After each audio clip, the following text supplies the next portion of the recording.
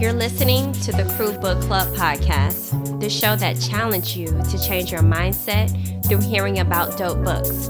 Thanks for hanging with the crew to get advice, ask questions, and gain knowledge with me, your host, Sade Hill. What up, crew? What's good? Welcome to another episode of the Crew Book Club podcast. I am so ready to get into it. How are you all really feeling today? If you're not feeling your best, it's okay. By the end of this episode, you should be feeling alive and well. And if not, find something that will bring you some peace and joy. I'm reading another book for the pod, and it's just like when you're having those moments, maybe pulling out a paper or saying what you're thankful for out loud, and what you do have, focus on that instead of what you don't. And I mean from a mental, emotional standpoint. So yeah, because honey, the week that I had last week, just between Monday and today, Friday, me recording, I probably experienced every emotion that you can think. And doing this podcast is one of the things that bring me so much joy and peace. So maybe God meant for me. So now that I'm going out of town, this is the last thing that I do before I leave. That's bringing me joy. So curate your happiness. Oh, that was good. Curate your happiness. All right. So we are starting the last law of atomic habits. Law number 4, make it satisfying. We love stuff that's satisfying. All right. A lot of times we do things just because it's satisfying. But before we even get into that, you already know we got to get into who gonna check me, boo. God is, and he is always checking us. Woo, we love a good check. It keeps us in check so we can make sure we're doing God's purpose and his will. Absolutely love when God checks me. And this week, I don't want to say it was like I'm lying. Because when I listened to the sermon, Faithful Wounds by T.D. Jakes, he was in my whole business. And it also made me realize that I want friendships that are going to check me and tell me when it's not, that ain't it, sis. You wrong. You know what I'm saying? Those are people who really love you. And one of the things that was said was, faithful are the wounds of a friend, but the kisses of an enemy are deceitful. The people that's your yes people always, and they never giving you really good feedback or really checking you. Deep down, we know when we wrong, but we probably push through and do things anyway. But to have those friends, the ones that be like, nah, sis, you wrong. You shouldn't be doing this, that, and the other. You know what I'm saying? Those are the ones who really love you. Okay? And if you're the friend who well, no, I really love my friends, I just don't want to hurt them. Maybe hurting them could save them. Those wounds may be there for a little bit, but you're protecting them. And when I listened to that message and how he preached it, I was like, wow, mine completely, even when it comes to relationships with marriages and all of that, love and it. So I highly recommend listening to the sermon. But and those were the ones that really that message really hit me. And then shout out to one of our crew members, Regina, that gave me this book called Woman of Color Devotional. It had a section in there about friends, and I'm gonna read it to you. It says, the first step of determining whether or not you have a friend is knowing what a friend is. Side note, I think a lot of times we use the word friend very loosely. Back to the book. To know what a friend is or should be, go to the Bible and see what God's definition. Listen to this, y'all. God tells us a friend is one who acts as your intercessor when you are surrounded by trouble. Side note, my pastor taught about that. The burden, it's not your burden to carry your friend's burden because it becomes your burden. Your responsibility is just to be there to help them, to be an intercessor. Oh, so good. That was Job 16:21. I feel like I got to say, let me get some scripture to support it. A friend is always there for you during the good times and the bad. Proverbs 17:17. Will stick closer to you than a brother. 18:24. Blood ain't always thicker than water, child. And listen to this. This is the one that kicked me. Will hurt you with the truth telling you what you need to hear, not what you want to hear. Proverbs 27:6. Okay? And listen, will bring out the best in you. Proverbs 27:17 is there to help you when you are knocked down by the storm of life. Ecclesiastes 4:10. So let me ask y'all, are you being the friend? And who are those friends that you call? Woo! And that's how intimate I want the crew to be. Like, even though we don't all know each other and everything intimately, just knowing that these are the habits that we're building to put it out into the world, so then those habits can rub off on the people around us and we can be those friends. A lot of times it's like, I don't want to offend them. Girl, no. Let's look at it as we're saving them. And if you're a friend that I can't come to and keep it funky with you, and you can't keep it funky to me, then we're not really friends. We associates. So that was the Who Gon' Check Me Boo. God is. I hope you find a friend in me when you listen to the show. And be that friend to the friends that you want surrounded in your crew, your intimate crew. All right? So let's get into, and I will put the sermon link in the show notes for the TD Jakes Faithfully Wounds. It'll check you. Okay. All right. Let's get into some crew love. I absolutely love this crew love. It came in with the title Motivate and Elevate. Okay. Motivate. It gave me 5 stars. K. Matthews. It says, I'm cleaning my house and listening to this podcast. I love it. It's hard for me to find positive and motivating podcasts that I like. The episodes are short and full of jewels. I love it. Yeah. I be trying to drop jewels on you. Drop jewels on you. Y'all, I would make a song out of anything. Okay. So absolutely love it when you guys leave reviews. If you want your review heard right here on the podcast, go ahead to Apple. If you don't have an iPhone, you got an iPad, or you know somebody with one, and just leave a comment and I'll read it on the podcast. So, and I love hearing the crew love. I love seeing it. I love sharing it. So I appreciate it. So let's get into the 4th law of our book, Atomic Habits by James Clear. Ding, ding, ding, ding, ding. And before we even get into the law of making it satisfying, let's make this satisfying. Let's learn how to make therapy satisfying. Therapy is thebomb.com. I do it. I don't recommend things that I don't use. Keep it 100 with you. And it's affordable. It's convenient. You get 10% off your first month of professional therapy. And let me tell you guys, I have been heavy back in it every week for the past few weeks, going through one of the most emotional things in my life. And to be honest with you, I think moving forward will probably be better because I finally let truth, whole truth, not part truth, little truth, like whole truth. I should be on the streets, whole truth. Okay. And I feel like, and I had to take my own advice from last episode, like the only way to truly heal when going into therapy is 1, going in with an open mind and being vulnerable and open to telling your whole truth, because that's the only way you're going to heal. It's like, imagine going to the doctor and the doctor only take out part of the cancer or part of this.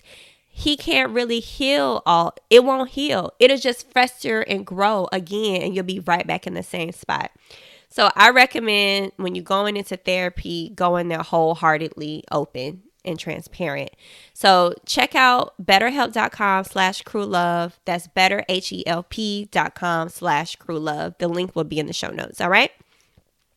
So this first chapter 15, and the 4th law of making it satisfying is the cardinal rule of behavior change.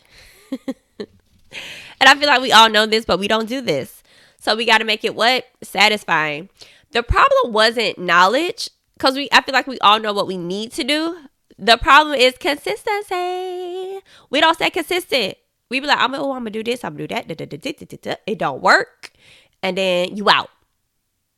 And it's like, you did it for how long? Oh, okay. Like you wasn't consistent enough. All right. On page 185, it says, we are more likely to repeat a behavior when the experience is satisfying. Ding dong. And think about this. I didn't even know this. This is a great opportunity. I wish I had the did you know, the ABC transition. Anyway, I might be telling my age. It says here about the chewing the gum. I didn't know this, but chewing gum was actually made to satisfy thirst and hunger for like soldiers that were like in the army back in the day that didn't have food or had to be quick to move. So they would chew gum. And probably not even back in the day currently, because wars are still fought the same way. So yes, chewing gum was used for that. And then it became huge and mainstream when they actually made it satisfying. Wrigley, a company, added spearmint and juicy fruit. Juicy fruit. Anyway, but yes, so what is a habit that you have that you can make satisfying? Okay. I thought that was really, really a good example. So let's see. That way you can find a way to repeat it. If we make it satisfying and rewarding, we'll repeat it. So it says here, but there is a trick. We are not looking for just any type of satisfaction. We're looking for immediate satisfaction. And half the time, that's the darn problem. They have a section that says the mismatch between immediate and delayed rewards. Many of the choices you make today will not benefit you immediately. Okay, that goes back to the problem is consistency. We live in what scientists call a delayed return environment because you can work for years before actions deliver the intended payoff. Years, not months, not days, not weeks, not months, years, not one. It is possible. It's very rare, but it's years. I don't know how other way I can emphasize it. So that thing that you might be not popping right now can take years. And I'm talking to myself, okay? Being an entrepreneur, it could, like whatever, even being at the company that you're at, it might take years to get to a level of the income that you want. But you got to be consistent. And it made me just think about this. Tenure on a job used to be like 20 years. Tenure on a job now is 5. Ain't that crazy? But I also think employees need to value the workers more for us to be able to stay. But we also can't be so self-entitled where we feel like, oh, we're entitled to this and we didn't really work. So there's like this balance of that. Anyway, off topic. Not really off topic, but and not getting beyond the point. And if you guys catch me replacing but and, because my intentions moving forward is to remove but from my vocabulary and add ands. And instead of saying try, make sure I say intend to. So check me on those. If you listen to the episode and I say it too much, call me out, sis. Call me out. All right. On page 189, it says, with our bad habits, the immediate outcome usually feels good, but the immediate ultimate outcome feels bad. With good habits, it is the reverse. The immediate outcome is unenjoyable, but the ultimate outcome feels good. So those things that are easy to enjoy, those are the things you might want to evaluate. Like, it's easy to pick up fast food. It's easy to call the ex. Ooh. It's easy to stay in the bed and watch church from TV. Ooh. Okay. So think about those things that come too easy and focus on, okay, what are the things that I'm not doing that may be unenjoyable, but it's going to get me to where I need to be in the future. All right. Listen to this. We all want better lives for our future selves. However, when the moment of decision arrives, instant gratification usually wins. You are no longer making a choice for the future you, who dreams of being fitter or wealthier or happy. You're choosing to be the present you, who wants to full, pampered, and entertain. As a general rule, the more immediate pleasure you get from the action, the more strongly you should question whether it aligns with your long-term goals. I just said that. Okay? So before you do something that comes very easy, check yourself and see, does it align with your long-term goals? Okay? I made that mistake this past weekend in All Saints. And made well. Don't tell nobody. Okay, so here's the problem. Most people know that delaying gratification is a wise approach. Thankfully, it's possible to train yourself to delay the gratification, but you need to work with the grain of the human nature, not against it. The best way to do this is to add a little bit of immediate pleasure to the habits that pay off in the long run and a little bit of the immediate pain to the ones that don't. I have been practicing this, and I ain't gonna lie, this works. Just in this past week, I told you I made the mistake of putting my phone back next to my bed. And I was like, okay, let's attach, because I tried putting the phone in the bathroom. Right, I know I can do that, right? Should I go back to doing that? Yeah, probably. This time I was just like, you know what? I'm going to leave the phone there. And I'm going to make, no matter if I pick my phone up in the morning, that's the first thing I look at, I have to go to the gym. I have to. So that has been working for me. And the other day, I literally woke up and I was like, I don't feel like going to the gym today. So I left my phone and I didn't open social media till like almost 10:30 in the morning. So that does work. So we can train ourselves, but maybe just starting this way of attaching the habit that you want to get rid of to make it coexist with the habit that you're trying to make to the good habit. You get what I'm saying?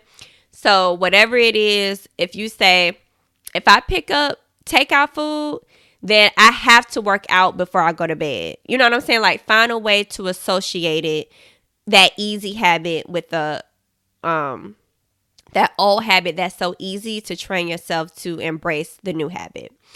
Woo, I hope I said that right. I felt so tongue-tied. Okay, so that was really good on chapter 15. Before we even finish, I want to, before we get into chapter 16, I want to get into this on chapter 15. Loyalty, loyalty, loyalty to your new habits. It says here, the best approach to use reinforcement, which refers to the process of using immediate reward to increase the rate of behavior. Reinforcement ties your habit to an immediate reward, which makes it satisfying when you finish. So, immediate enforcement can especially helpful when dealing with habits of avoidance, which behaviors you want to stop doing. So I thought this is really cool. Open a savings account and label it something you want, maybe a leather jacket. Whenever you pass on a purchase, put the same amount of money in the account, skip your morning latte, transfer $5, pass another month of Netflix, move $10 over to the account. Create a loyalty program for yourself. Or maybe based off of associating the two habits together, maybe say, if I avoid fast food today and still work out, maybe I take $20 and add it to that savings account. You know what I'm saying? Or reward it with a small fry. Instead of getting the 10-piece, get the small fry or the filet meal, me, with lettuce and tomatoes. Maybe you just get the small fry. So I thought that was really cool. The loyalty program aspects really stood out to me in chapter 15. So let's get into chapter 16. How to stick with good habits every day. Ooh, every day. Ooh. No, I'm going to stop. Like, let's say, ooh, yes, new habits every day. Woohoo! Let's talk on that energy when it comes to habits. Yay, habit. We're curating our happiness, y'all. Curating our happiness. All right. So, habit tracking. Oh, there's 3 benefits to habit tracking. Pages 197 through 200. 1, habit tracking is obvious. Make it obvious. Habit tracking also helps keep you honest. Most of us have distorted view of our own behavior. We think we act better than we do. So this is a difference from someone holding you accountable and you being accountable. So make it obvious. Put it on a calendar. Mark those days out, That way you can see it, be like, oh, I ain't doing this habit. I didn't see. Or opposite way is you see all the days you actually stuck to your habits. It's like, dang, I did that. But if it's on that calendar and you got spots of X's missing that you ain't do your habit, it makes you really realize like, oh, snap. I really ain't doing what I'm supposed to be doing. I started doing a tally when it comes to like some of my real estate calls. And when I see them tallies low, it makes me be like, I'm really not doing what I'm supposed to be doing. I just made it very obvious to myself. So them days that you're not working out and you don't see them tallies going up or them X's on your calendar, you really not holding yourself up. So you can't even be mad at yourself in 2 months when you don't see a difference. Okay? Make it obvious. Benefit number 2, habit tracking is attractive. The most effective form of motivation is progress. Habit tracking can have an addictive effect on motivation. Each small win feeds your desire. Habit tracking provides visual proof of your hard work, a subtle reminder of how far you've come. So good. Benefit 3, habit tracking is satisfying. It is satisfying to cross an item off your to-do list. To complete an entry of your workout, make an X on the calendar. It feels good to watch results grow. Habit tracking also keeps your eye on the ball. You're focused on the process rather than the results. Ooh, so good. I really like how he put that. Also, how to recover quickly when your habits break down. That's good too. Remember this thing. Perfection is not possible. You're not going to be perfect. You're going to have some shortcomings. You're going to fall short. The first mistake is never the one that ruins you. Okay? It's the spiral of repeated mistakes that follows. Missing once is an accident. Missing twice is a start of a new habit. The breaking of a habit doesn't matter if it's reclaiming of it is fast. So you might make a mistake. Okay? It happens. But don't let it go on and on and on. Because now the failing has become the new habit. Instead of you, okay, I messed up once. Okay, don't let myself live in condemnation. Like, get up and let's do it again. Don't delay. Okay? So that was really good. I really love those habit tracking ways. Make it obvious, attractive, and satisfying. Okay? Track it. She a runner, she a track star. Anywho. Okay. Knowing when and when not to track a habit. Ooh. The dark side of tracking is particular behavior is that we become driven by the number rather than the purpose behind it. Measurement is only useful when it guides you and adds context to a larger picture, not when it consumes you. Each number is simply one piece of feedback in the overall system. So don't become obsessed. This pitfall is evident in many areas of our life. We focus on working long hours instead of getting meaningful work done. I talked about that 2 episodes ago. I think that was episode 30. Like, you might be at work for 8 hours, but are you really productive for 8 hours? Okay. We care more about getting 10,000 steps than we do about being healthy. You can walk all day, but if you still eating like crap, what are you really doing? You wasting your time. Wasting your time. We ain't got time to be wasting no time. But anyway, so knowing when and when not to track a habit is important. Okay, let's get into chapter 17. How an accountability partner can change everything. Woohoo! I love accountability, y'all. Having a partner in it is even more. And it's not the partner's accountability to take on your accounts of what you need to be doing. It's for you to be accountable of self and you being transparent and honest of what you're not accountable with, and your partner looking at you like you cray. Like, come on, man. Like, we in this together. And I like this right here. Think about the government. You know, they love to hold us accountable, child, with a check. Oh, and actually, I had a friend, speaking just from experience of the class that I just finished in Bold. That's a whole nother conversation. But in the Bold class that I took for real estate, it was groups of us, and we had to hold each other accountable, because if we didn't win, the whole group failed as a group. And it wasn't like, oh, you fail. It was the team. And that's the importance of accountability. Because I can't make you do anything, but if you tell me you're going to do something, then you need to show up and do it. And so maybe you need to have a habit contract with yourself. The same way the government write rules and regulations for us to follow, and there's a fine connected to it, maybe having a habit contract. And it says a habit contract is a verbal or written agreement in which you state your commitment to a particular habit and a punishment that would occur if you don't follow it. You don't put your seatbelt on for your safety, you get a ticket. The government, I ain't gonna say, I was about to say they actually care. They care in certain perspectives, but I'm saying this is a perfect opportunity where you can use what it is for good and extract just what you need and not focus on what I was saying about the government. Because I know a lot of y'all hear the word government and you shut down, but there's a government for a reason. Imagine us without a government. We'll be hella worse. Okay?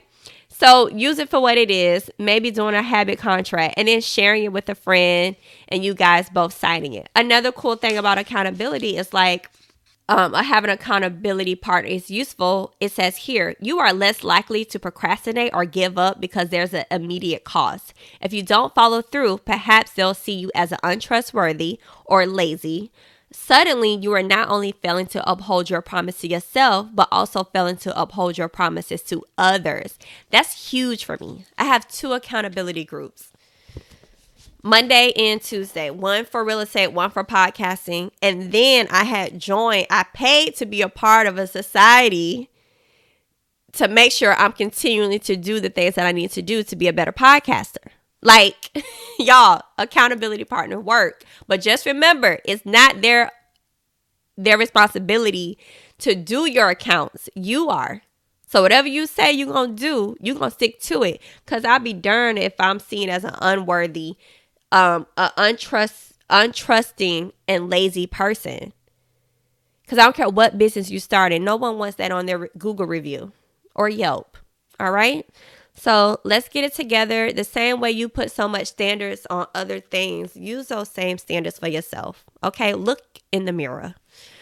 So these were so good.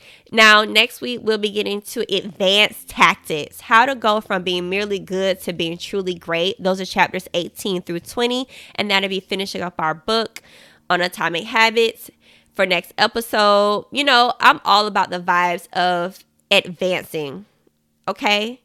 This is not a crew where we skip stuff. We want to be the best, all right? And to be the best, we're going to finish out the best and we're going to advance to the next level. So come back next week to go over advanced tactics to tackle our new habits. All right, let's get into this challenge of the week. And I couldn't just give one challenge because I felt like each of these chapters had little challenges in them. And I literally wrote throughout it, challenge. So we got options. You can do 1, 2, or all 3. Okay.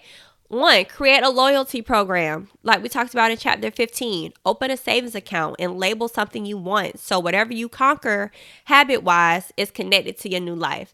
Pay yourself $5, $20, $100 and let that build up. So start your own habit loyalty program. Another one you could do is the habit tracker. Get the calendar, cross off each day you stick to your habit. All right? Make it play out. I don't think having it in your phone is the most productive thing. I know you might say it, but how often, if you're a person who checks your calendar every day on your phone, okay. But for the people who don't, keep it real with yourself. You barely organize and you don't check your phone calendar. Like me, I don't use my phone calendar like that. So I would rather get a big board that's in my face, which I have on my desk. So it's plain and simple to me. And when I don't see those things crossed out, I can really make it plain. All right. And I can really see what I'm doing for myself. And I'm upholding my own word. And I'm being accountable to myself. All right. The other challenge you could do is the habit contract, a verbal written agreement in which you state your commitment to a particular habit, and a punishment will occur if you don't follow through. I had a colleague of mine where she said if she didn't do her habit, she had to pay her accountability partners $100. Woo, that's good. That's good. I ain't there yet. But I love that. That's how dedicated she is in holding herself accountable. All right. So try those challenges of the week, whether it's the loyalty program, habit tracker, or habit contract. Do it, do it, do it. Get it done. All right. So let's get into what would the crew do? Ask advice. This is so good. I feel like we're connecting. You guys are getting more comfortable sending me like scenarios and questions and all of those things. And I actually had a friend of mine. She was like, what I just asked you can use that on your podcast. This isn't this one, but yeah. So I appreciate everybody like really locking in with me. Thank you so much. So this one says, it was DM'd to me and it says, it's been amazing listening to this book on Audible. Thank you for discussing. Now I need to order the book. I'm in a relationship that doesn't line up with the life I want to live, but he has so much potential. I have tried getting him to join me with my new habits, but he's not cooperating. Any feedback on what I should do? Whew. I think I had this conversation with two of my cousins about potential. Niggas and potential. Oh, sorry. I don't want to use that word.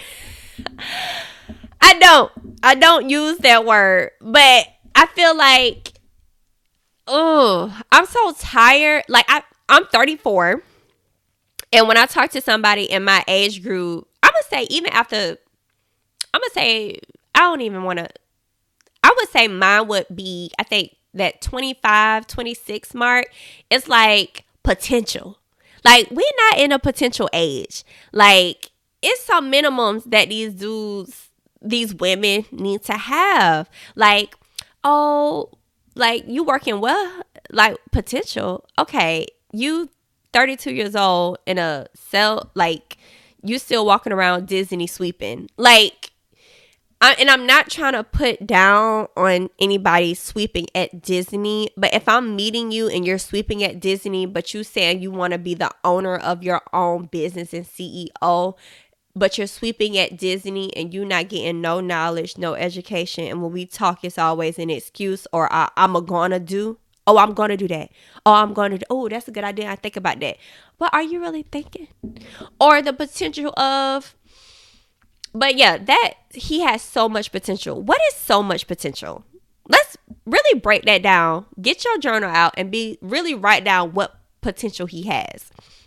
I don't know what the ins and out of your relationship is, but let's talk about what is the meaning of so much potential, okay? You try to get him to join your new habits. Listen, when you're becoming a new person and you're doing new things that other people aren't used to, you cannot move on that alone. You got to do you, and that's it. If they tend to follow along and catch up, that's perfectly fine. But there will come a moment, and I'm just saying it from my own experience, that you're going to look and you might be on another level and they're going to be on that same level and they're going to be like, oh, you changed. And you're going to be like, yeah, you're right. I did change. I'm not the person I was when you met me. So I don't know how long you've been implementing the new habits, but if it's been since we've been doing this book for the past month, then that's not enough time for him to really get used to that. And are you being consistent enough? Is it Monday you pounding him about the new habit, but you're not doing it on Tuesday? So I would just recommend being really consistent with yourself. And specifically, I don't know if y'all are married. It just says I'm in a relationship. It doesn't say whether you're married or not. But if you're not married, or even if you are married and you're trying to become a better person, that person is not going to be used to that for a while. And it's going to be you being consistent that it really is going to change and affect him. And then at that point in time, you could decide whether you want to move forward or not. I just recommend giving it time, right? And you being consistent with yourself first. because you can't expect him to be consistent with you if you're not being consistent yourself. You can't expect anyone to change with you if you're not doing the changes for yourself. So I would just focus on self right now. And I know you might, well, that might sound selfish. A lot of times we have to be selfish with ourselves to get to where we're trying to go first before we can be helping someone else. So that's my advice. Focus on yourself, not on what he's doing. And as long as some bills paid and y'all can communicate and y'all ain't on the struggle bus, keep it moving. Build your new habits and self up, and then hopefully he catches up. And if he don't, then you can decide whether you want to stay or leave. It's up to you. The choice is yours, sis. Okay? So before we... Oh, this was so good. So before we get out of here, I got to give you the quote of the week. The quote of the week. And if you watch the video, I am ticking and talking. Okay? It came from page 222. Listen, you don't have to build the habits everyone tells you to build. Choose the habit that best suits you, not the one that is most popular. By our author, James Clear. Okay? Do you. Focus on you and what makes you the best. Okay? Now go out and make the decisions best for you because no one else will. Thanks for hanging with the crew. I will see y'all next week. Hey! Want to be a part of the crew? Hit that follow button so you'll never miss an episode. And while you're at it, I would appreciate you showing crew love by rating the show on iTunes and Spotify. Don't keep all this goodness to yourself. Share and tell a friend so your whole crew can be growing with you. Let me be the first to tell you, welcome to the crew.